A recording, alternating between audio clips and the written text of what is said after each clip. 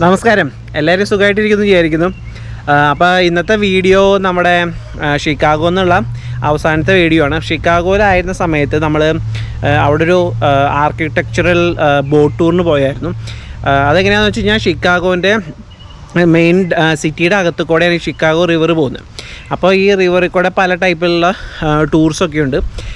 അതിലൊരു ഇൻട്രസ്റ്റിംഗ് ആയിട്ട് നമുക്ക് തോന്നിയെന്ന് വെച്ച് കഴിഞ്ഞാൽ ഈ ആർക്കിടെക്ചറൽ ടൂർ. അപ്പോൾ ഈ സിറ്റിയുടെ അകത്ത് പോകുമ്പോൾ തന്നെ അവർ ഓരോ ബിൽഡിങ്ങിനെ കുറിച്ചും നമുക്ക് അതിൻ്റെ ഡീറ്റെയിൽസൊക്കെ, ഓരോ ബിൽഡിങ് ആര് പണിതു, എപ്പോൾ പണിതു, അതിൻ്റെ ഡിസൈനിലുണ്ടാക്കിയ ആ ഡിസൈൻ ആവാനുള്ള കാരണങ്ങൾ എന്തൊക്കെയാണ്, അതിൻ്റെയൊക്കെ ഡീറ്റെയിൽസ് അവർ പറഞ്ഞു തരുമായിരുന്നു. അത് നല്ല ഇൻട്രസ്റ്റിംഗ് ആണ്. നമ്മളിതിന് മുമ്പ് പ്രാവശ്യം പോയിട്ടുണ്ട്, ഇത് രണ്ടാമത്തെ പ്രാവശ്യമാണ് പോകുന്നത്. വെച്ചാൽ നല്ല രസമായിരുന്നു. അത് ഷിക്കാഗോൻ്റെ ഹിസ്റ്ററിയെക്കുറിച്ചൊക്കെ അവരതിൽ സംസാരിക്കുന്നുണ്ടായിരുന്നു. മെയിനായിട്ട് ഈ ബിൽഡിങ്ങൊക്കെ ഇങ്ങനെ അടുത്ത് കാണാൻ ഭയങ്കര രസമാണ്. മൊത്തം സിറ്റി ബോട്ടിൽ നമ്മൾ പോയി കാണും. അപ്പോൾ നമുക്ക് അതിൻ്റെ കാഴ്ചകളൊക്കെ ഒന്ന് കാണാം. അപ്പോൾ ഇവിടെ ആദ്യമായിട്ടാണെങ്കിൽ സബ്സ്ക്രൈബ് ചെയ്യാൻ മറക്കരുത്. വീഡിയോ ഇഷ്ടപ്പെട്ടാൽ ലൈക്ക് ചെയ്യാൻ, ഷെയർ ചെയ്യാനും മറക്കരുത്. അപ്പോൾ നമുക്ക് പോയിട്ട് ബോട്ട് ടൂറിൻ്റെ കാഴ്ചകൾ കണ്ടിട്ട് വരാം.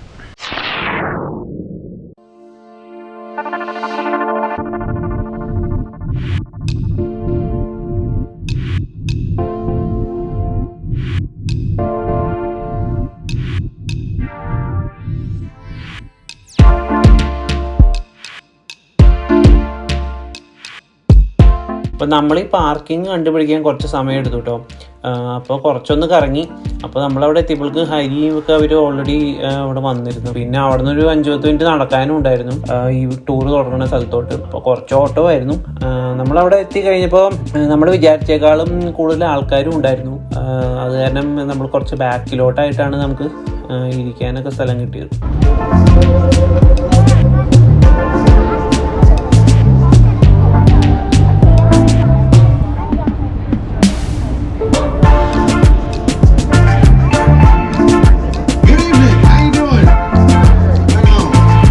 അപ്പം ഞാൻ നേരത്തെ പറഞ്ഞ പോലെ ഈ ടൂറിൻ്റെ മെയിൻ പരിപാടി എന്താണെന്ന് വെച്ച് കഴിഞ്ഞാൽ നമ്മൾ ഈ ബോട്ടിൽ ഈ സിറ്റിയുടെ നടുവിൽ കൂടെ ഇങ്ങ് ട്രാവൽ ചെയ്യും.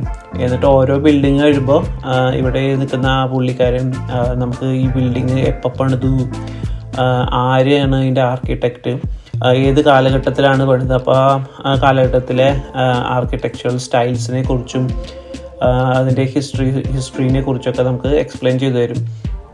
അത് വളരെ ഇൻട്രസ്റ്റിംഗ് ആയിട്ട് നമുക്ക് എപ്പോഴും തോന്നാറുണ്ട്. കാരണം ഈ ബിൽഡിങ്ങിൻ്റെ ഒക്കെ പുറകിൽ ഓരോ കഥകളൊക്കെ പറയുമ്പോൾ നല്ല രസമാണ് അത് കേൾക്കാൻ.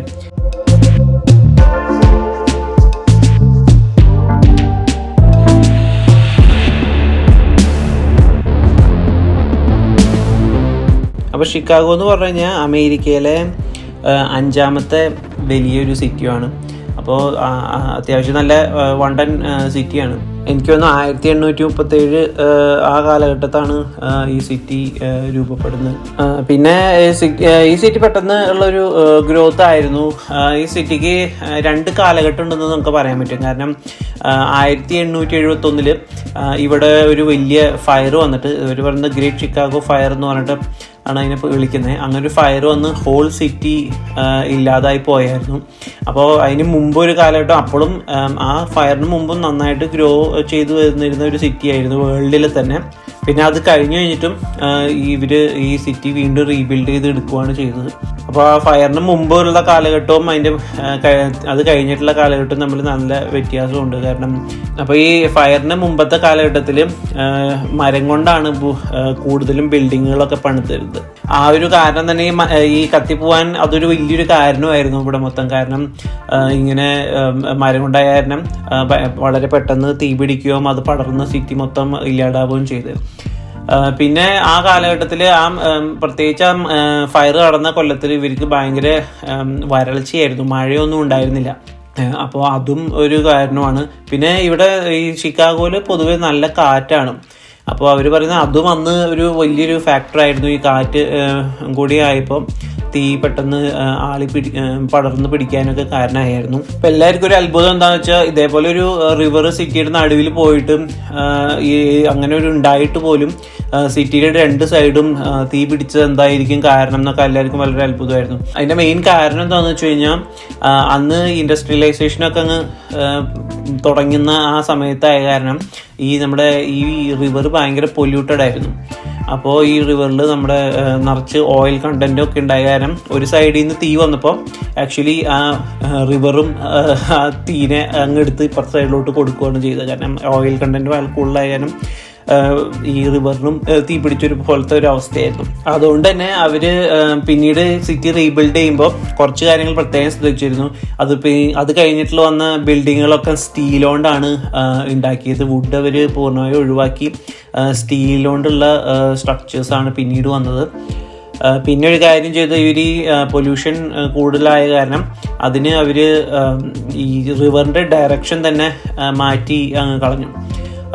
ലേക്ക് മിഷിഗണിൽ നിന്നാണ് വെള്ളം വന്നായിരുന്നു. അവർ അതിൻ്റെ ഡയറക്ഷൻ മാറ്റി അതിന് മുമ്പ് പോയിരുന്ന ഡയറക്ഷനിൽ ഓപ്പോസിറ്റ് ഡയറക്ഷനിലോട്ട് വാട്ടറിൻ്റെ ഫ്ലോ ആക്കി.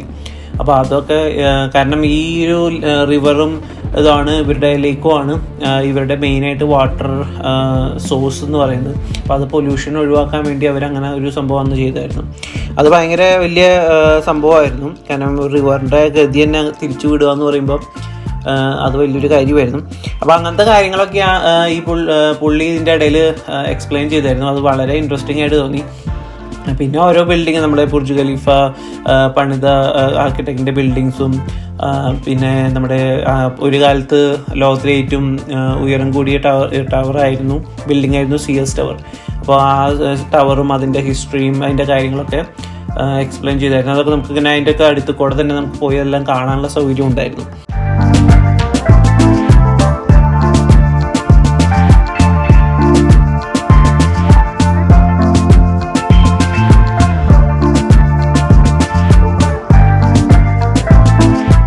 നമ്മൾ വൈകുന്നേരം ഒരു 5:30 ആയപ്പോൾ ഒരു ടൂറാണ് എടുത്തത്. അപ്പോൾ ടൂറൊക്കെ കഴിഞ്ഞ് തിരിച്ച് വരുമ്പോഴേക്കും ഇരുട്ടി തുടങ്ങിയായിരുന്നു. അപ്പോൾ അതിൻ്റെ സിറ്റിയുടെ വേറൊരു വ്യൂ ആയിരുന്നു. ലൈറ്റ്സൊക്കെ ഇട്ടിട്ടുള്ള ആ ഒരു വ്യൂ കാണാനും നല്ല രസമായിരുന്നു.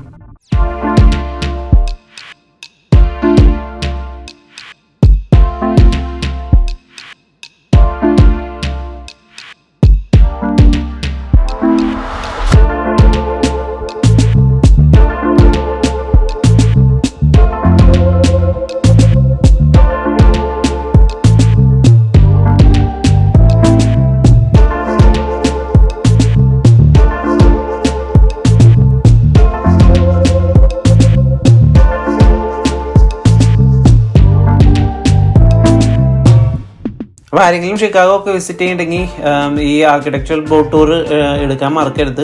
വളരെ ഇൻട്രസ്റ്റിംഗ് ആയിരിക്കും. നമ്മൾ നന്നായിട്ട് എൻജോയ് ചെയ്തൊരു സംഭവമാണ്. ഹൈലി റെക്കമെൻഡ് ചെയ്യുന്നൊരു സംഭവമാണ്.